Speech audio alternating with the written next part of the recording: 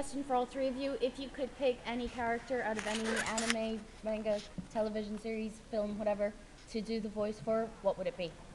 Oh, well. It could be something that's already been done or whatever, and Well, basically, I would love, I'd love to have been Goku. Then I wouldn't have wanted to take away that from Sean Shell. So I wouldn't want to take that away. But I would love to do Natsuru from Kemper, just because I think I would do him justice.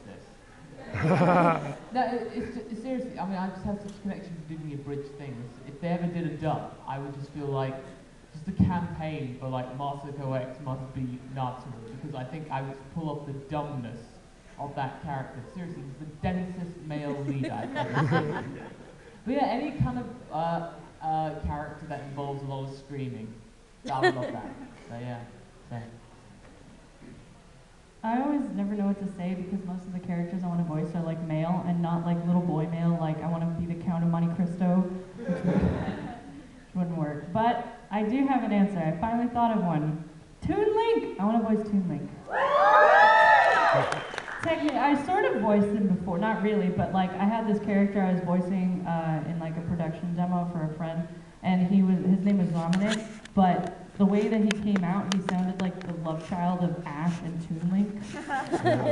Lots of well, I always say this whenever people ask me what would you love to voice if you had the chance, and the truth is that I'm usually really picky about that sort of thing when it comes to like people coming up to me and saying, I have a script, will you do a voice for it? And I don't mean to be a jerk or anything, but I really like to see a script before I commit to anything. And unfortunately, 9 times out of 10, it's usually like, this is little Kuriboh making a cameo, and that's pretty much how it's written. And it's like, I don't like that sort of thing. But if someone were to hand me a script where I were to play Meow, I would do it. I would honestly, and it's weird because I seem to, like, obviously the late great Maddie Blaustein played that character, and I seem to have a knack for playing characters that Maddie played, because I also really, I feel like I do Grandpa from Yu-Gi-Oh! Kind of do that character justice. And while I'd never say that you could replace that voice, if I was offered any role, I would either be Meowth or Grandpa. And funnily enough, they're going to have to dub Grandpa in the new movie, and they don't have Maddie to do it. And some people are like, well, they should get little Kuriboh to do it. And I'm like, they shouldn't, but oh god, they should. I think it would be really funny. I'll start the campaign when I get home. For like 5 minutes. And, does that answer your question? Yes, thank you. You want to take one? Okay. The Gum Hat. The craziest fan we've ever met. I actually posted, can I start? I actually posted about this on my live journal recently. And it wasn't so much that they were crazy, although I can tell you just crazy stories. Like, for example, there was one fan Anime Expo who was dressed as Yugi, and they kept coming back to me with new Yu-Gi-Oh! Merchandise for me to sign, and every single time they did it, they would ask me a question in character that implied that Yami and Yugi were in a relationship. And they wanted me to say things like, do you find the Pharaoh attractive? And they look at me like, but the most awkward fan experience probably, aside from one time when I signed someone's card and they didn't want me to do it, I've told that story a lot, but there was this kid at Anime Vegas who had like #1 Yu-Gi-Oh! Fan written across his shirt, and he came over with his mum, and his mum was like, do you guys have trading cards, because we want to trade? And I was like, because it was the Yu-Gi-Oh! Bridge booth, and I was just like, no, we're just selling shirts and stuff, this is just Yu-Gi-Oh! Bridge, we're not the, Yu-Gi-Oh! Card game or anything. And she was like, but you guys have trading cards, and she pointed to Crow's tin of Duel Monsters cards, which he'd gotten from a fan as a donation, and we were like, we have to explain that, we've received these from fans, we can't just give them out to people. And all of a sudden, she just went, oh, you do the voices, right? And I'm like, yeah, I do the voices for the cartoon on the internet. And she says, do the voice of Yu-Gi-Oh! And I just go, it's time to duel, as you do. And she looked at the kid and went, does that sound right? And he went, and then she said something about, we have to get you some better DVDs because obviously you can't hear them very well. And then I realized afterwards that like she was talking about the actual show, You know, she thought I was Dan Green or something. and I remember also that she randomly started speaking with a British accent to me. So it was a very strange encounter. That was one of the oddest. The oddest one that ever happened to me was this year at Anime Vegas when we all drove out to, they make fun of the way I say Vegas, apparently it's weird. But anyway, we went out to Vegas and there was this guy who came up to me, he was in cosplay, and he's like, "Hey Marianne, how's it going?" He was like Jonah, he didn't look like Jonah Hill, but he acted like Jonah Hill, like in, what's that movie, Forgetting Sarah Marshall or Megamind? "Hey Marianne, how's it going? I see you around all the time, but I never talk to you, it's like we're friends." And of course, the whole time we're talking, he's like this.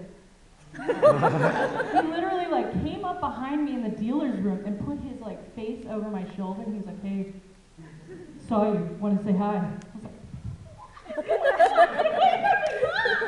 creepy. Well, I've not had the misfortune or fortune or kind of things to meet real creepy, you know, or weird or kind of wacky things. But I suppose the closest thing would be MagFest last year. We kind of got this one guy, because I'm part of that guy with the glasses, and he was like one of the staff on the...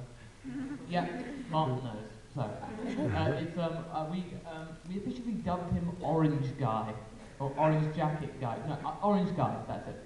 But he was basically wearing an orange jacket, and he would just be walking around, and he'd be apparently one of these staffers on the Channel Awesome Wiki. And he'd have a knack of just appearing from nowhere. And it's similar to what Marianne was talking about, but it's just like this one time, it's like we were actually having a lunch just on one of the days, and it was just me, Martin, Kuriboh, and Alpha, and White Ash. It's like some of the other GBG British people stuff. But anyway, we kind of hung out. And at first, he was cool. He was he was alright. It was just he was quite an excited fan. So that's all cool. But then I could see him, but the others couldn't. And even I could just see him hovering, gliding towards us. And I was going, oh no. And then it just basically he just went, and he just kind of like was going like, "Is this dinner?" And then basically, and Kuriboh just goes, "No, it's lunch." It's like, you should have said, "This is Sparta." we did kind of go, we should have done that. And then speaking of which, it's a similar thing. It was I was just trying to like come up with like just like saying I wanted like something to drink, and I said like a water with like a slice of lemon, and basically we had this fairly elderly person who was this was on New Year's Day. I mean, nothing against old people. Old people are cool. We hate old people. But it was just I was just trying to say I like a water with a slice of lemon, and obviously that being Washington and British accent stuff. They go, "Cranberry juice?" And then I was going, "No, water with lemon." And he goes, "Not cranberry juice." and then basically, and then he just come back with some cranberry juice. And I went, "No, water."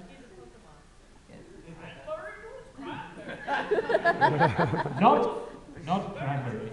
But no, that was just a bit of a tangent. But yeah, that was my encounter in terms of weird people. But yeah. So, would you like to speak? Sure. It's my turn. Who wants to ask a question? Doesn't have to be to me. Yes. For Kuriboh, since most of the characters you voice in your big series are American, how difficult do you find it avoiding the accents? Well, most of the characters in my series are Japanese. I don't know which show you're watching.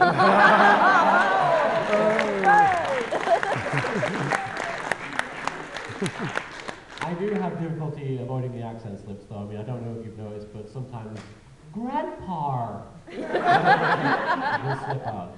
And everybody knows.